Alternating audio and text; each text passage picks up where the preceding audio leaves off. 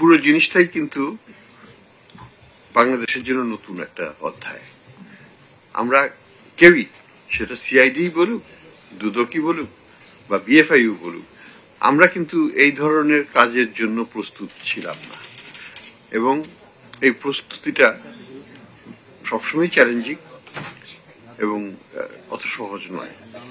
আমরা যদি সত্যিকারের অর্থে বলি, ইন্টার মিনিস্টেরিয়াল কোঅপারেশন বাংলাদেশে একটা বিশাল চ্যালেঞ্জ। একটা প্রতিষ্ঠান অনেক তাড়াতাড়ি করতে পারে, কিন্তু যখনই 4-5টা প্রতিষ্ঠান হবে তখন এটা ব্যুরোক্রেটিক বেড়াজাল অনেক রকমের করে যায়, যে কারণে আমরা কিছু আইনগত পরিবর্তনও করতে চাচ্ছি। কারণ এগুলো না করলে এই পরস্পরের প্রতি আঙ্গুলি নির্দেশনাই চলবে, কাজ হবে না, এটা আমরা বুঝি। তো আমরা চেষ্টা করছি যে ব্যুরোক্রেটিক এই বেড়াজালটাকে কিভাবে কমিয়ে এনে আমাদের কাজটাকে এগিয়ে নিতে। তো সমস্যা আছে, এটা অস্বীকার করব না, সমস্যা আছে, সমাধানের চেষ্টা হচ্ছে।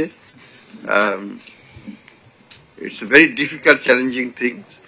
বিদেশিদের কাছ থেকে আমরা যথেষ্ট সহায়তা পাচ্ছি। আমরা যদি নিজেদের কাজটা আরো একটু ভালো করতে পারতাম তাহলে আরো স্টেপ আপ করতে পারবো। অবশ্যই আমরা যে রেজাল্ট পাইনি তা নয়, টাকা ফেরত আসার ঘটনা আমরা সবসময় বলেছি যে 3-4-5 বছর লাগবে, এটা নিয়ে কোনো ইফ অ্যান্ড বাট থাকার কথা নয়। কাজে কোনো এক্সপেকটেশন যে টাকা কেন আসছে না, এটা ভুল, এবং এটা আমি বলবো যে বিবেচনা প্রসূত নয়। তো এই কনটেক্সটে আমাদের যেটা হচ্ছে যে আমি কি বলেছিলাম, লন্ডন থেকে ফিরে আসার পরে আমি বলেছিলাম যে 6 মাসের মধ্যে আমরা কিছু অ্যাসেট ফ্রিজ দেখতে চাই।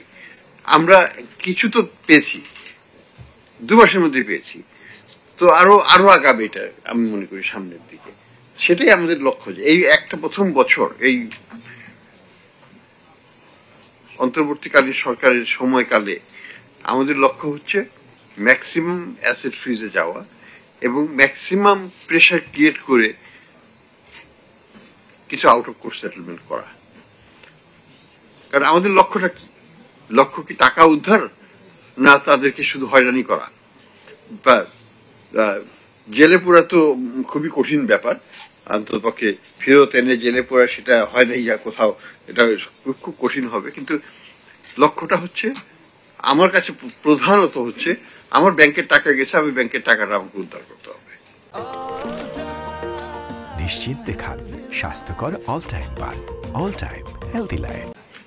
রিকভারি অফ মানি, এখানে বিভিন্ন আইনগত জটিলতা আছে। আমি যদি একটা ক্রিমিনাল কেস করি, আমি কিন্তু সিভিল কেস করতে পারবো না। এটা আমাকে ভাবতে হবে আগেই, কার বিরুদ্ধে আমি ক্রিমিনাল কেস করবো, কার বিরুদ্ধে আমি সিভিল কেস করবো, দুটোকে একেবারে আলাদা রাখতে হবে। তো এই জিনিসগুলো আমাদের তো সোজা হলো যে দুদকে যে ক্রিমিনাল কেস করে দিলে কিন্তু আর ওটাকে আর সরানো যাবে না, সেইগুলো আমাদেরকে বিবেচনায় নিতে হবে। তো আর বিদেশের আইন আর আমাদের দেশের আইন অনেক পার্থক্য আছে। ওইখানে কিন্তু এভিডেন্স যদি ঠিক মতো কালেক্টেড না হয়, সেপারেশন যদি ডিকনফ্লিক্টিং বলে ওরা, যে এই কেসের সাথে ওই কেস সাংঘর্ষিক হয়ে গেছে, যদি বলে কেস ইজ ডান ফিনিশড, আর এক পাওয়া যাবে না।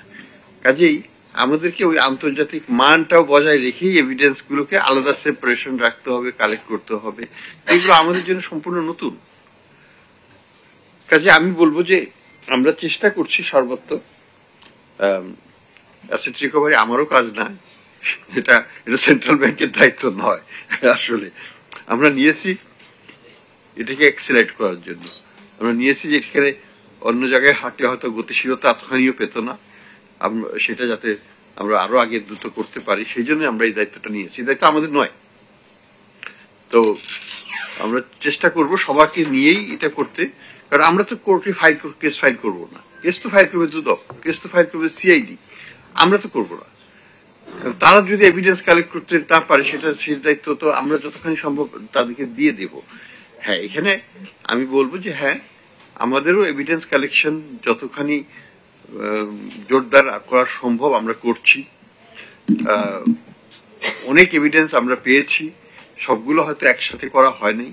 আমাদের 12টা 11টা যে joint information team investigation team করা হয়েছে, সেগুলো কাজ করছে। কিছু কিছু ক্ষেত্রে সেখানেও বাধা আসছে ইন দ্য সেন্স যে যারা কাজ করছেন তারা, আমরা অফিসিয়ালি চিঠি দেওয়া হয়েছে ফাইন্যান্স এফআইডি থেকে যে তারা ফুল টাইম এখানে নিয়োজিত থাকবেন, কিন্তু তারা অফিসিয়ালি এখনো তাদের কার্যালয় থেকে সেইভাবে অবমুক্ত হন নাই, তার আগের কাজও করতে হয় তাদেরকে।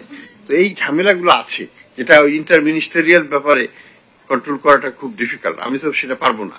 আমি বাংলাদেশ ব্যাংকের লোককে আমি এখনই ফুল টাইম রিলিজ করে দিতে পারবো, কিন্তু অন্য মিনিস্ট্রির বা অন্য প্রতিষ্ঠানের আমি তো ফুল টাইম রিলিজ করতে পারবো না। তো এই জিনিসগুলো আছে। Inter ministerial coordination is always challenging, সব দেশেই, আমাদের দেশে তো বটেই।